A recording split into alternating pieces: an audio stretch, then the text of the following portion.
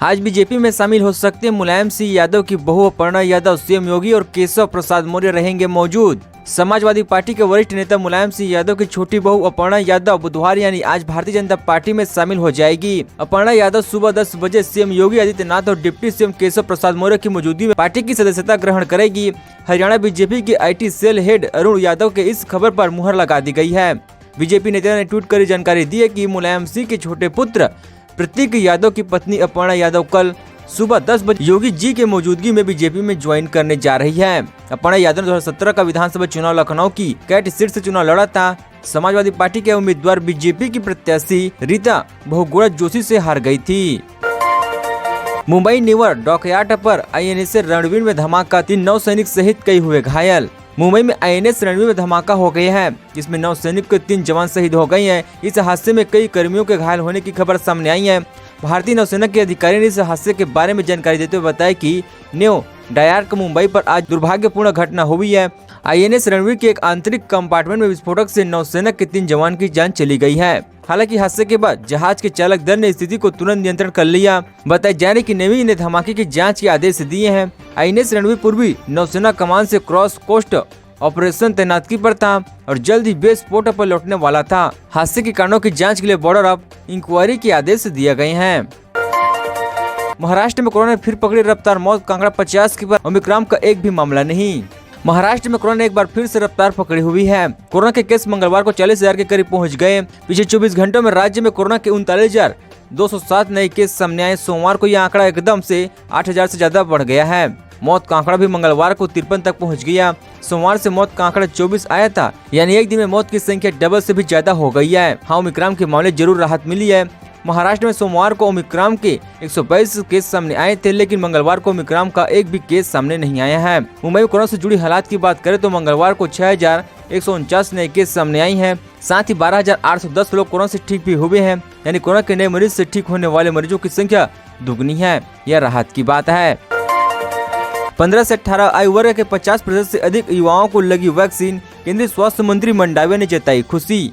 देश में कोरोना का प्रकोप जिस कदर बढ़ रही है, उससे बचने का एकमात्र उपाय है वैक्सीन। वायरस से बचने के लिए वैक्सीन को सुरक्षा कवच के तौर पर देखे जा रही है। कोरोना की तीसरी लहर को देखते हुए देश में टीकाकरण का अभियान और तेज हो गया है। इस अभियान में हर आयु वर्ग के लोगों को वैक्सीनेट किए जा रही हैं। 15 से 18 आयु वर्ग के बच्चों को कोरोना का टीका लगाए जा रही है। इसी क्रम में मंगलवार को केंद्रीय स्वास्थ्य मंत्री मनसुख मंडाविया ने कहा कि 15 से 18 आयु वर्ग के 50% से अधिक युवाओं को कोरोना की वैक्सीन पहली डोज लगाई जा चुकी है। दरअसल 15 से 18 वर्ष के आयु वर्ग में अनुमानित 7.4 करोड़ आबादी है। इसमें से 3.45 करोड़ से अधिक को अब तक वैक्सीन की पहली खुराक दी जा चुकी है।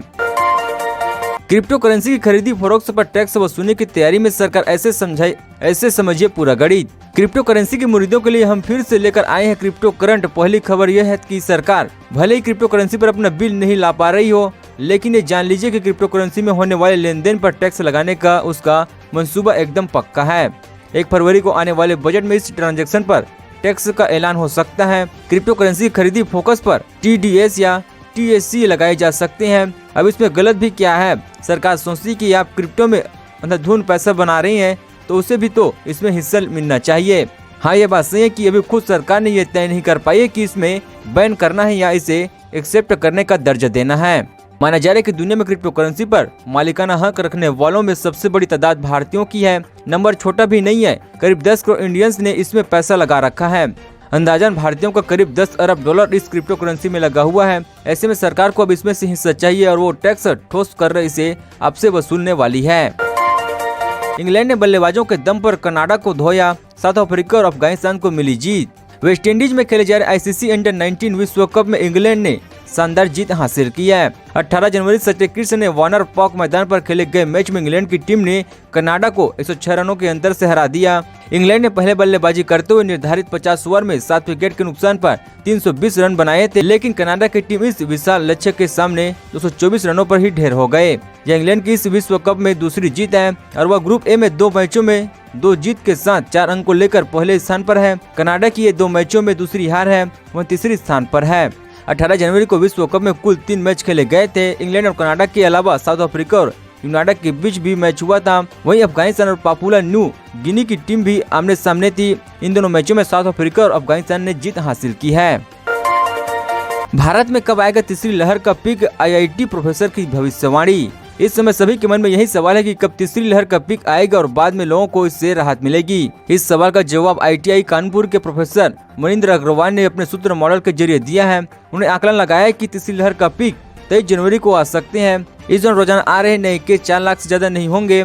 याद रहे, इससे पहले यह आशंका जताई जा रही थी कि कोविड लहर के पीक पर 7 लाख नए केस आ सकते हैं। उनका कहना कुछ जिलों में और राज्यों में कोरोना की तीसरी लहर की पीक पहुंच चुकी है। वहीं अगले कुछ दिनों में अन्य शेष राज्यों और जिलों में भी कोरोना का पीक देखने को मिलेगा।